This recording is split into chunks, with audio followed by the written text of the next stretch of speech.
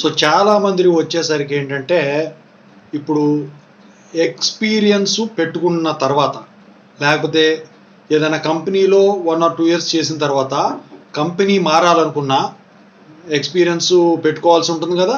So అప్పుడు ఏమేమి documents కావాలి, దాని ప్రకారం ఏం చేసుకుంటాం మేమని చెప్పేసి చాలామంది అడుగుతూ ఉన్నారు. సో అందుట్లో ముఖ్యంగా డాక్యుమెంట్స్ ఏమేమి కావాలంటే ఫస్ట్ వచ్చేసరికి అండి ఆఫర్ లెటర్, పాత కంపెనీలో చేసిన ఆఫర్ లెటర్ కావాలి. ఆ తర్వాత రెండవది హైక్ లెటర్ కావాల్సి ఉంటుందండి. హైక్ లెటర్ అంటే మీకు ప్రతి సంవత్సరం వచ్చేసరికి ఇంక్రిమెంట్ ఇస్తారు కదా, అది హైక్ లెటర్ అంటారు.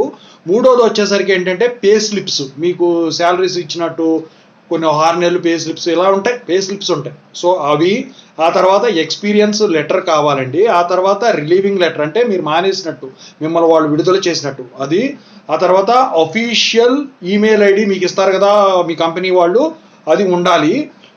ఇక PF number, provident fund number, provident fund ఉంటే అది కావాల్సి ఉంటుంది. ఆ తర్వాత universal account number, UAN number అంటాం, అది కావాలి.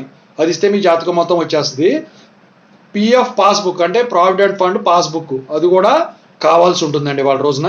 ఆ తర్వాత మీ కంపెనీ ఐడి కార్డు ఏదైతే ఉందో అవి కూడా కావాలండి. ఇవన్నీ కాకుండా ఫామ్ 16 అంటే మీరు ట్యాక్స్ కడతారు కదా, ఆ ఫామ్ 16 అనేది కావాల్సి ఉంటుందన్నమాట. ఆ తర్వాత ఇవన్నీ పెట్టిన తర్వాత వాళ్ళు ఏం చేస్తారు, కంపెనీ వాళ్ళు మీ కంపెనీకి ఈమెయిల్ పెడతారన్నమాట. మీరు ఇచ్చిన మెయిల్ ఐడికి ఈమెయిల్ వెరిఫికేషన్ ద్వారా మీ ఎక్స్పీరియన్స్ చెక్ చేస్తారు. టెలిఫోనిక్ వెరిఫికేషన్ కూడా ఉంటుంది ఆ కంపెనీకి, థర్డ్ పార్టీ వెరిఫికేషన్ ఉంటుంది, ఫిజికల్ వెరిఫికేషన్ కూడా ఉంటుంది. బ్యాక్గ్రౌండ్ వెరిఫికేషన్లో ఇవన్నీ ఉంటాయి అన్నమాట.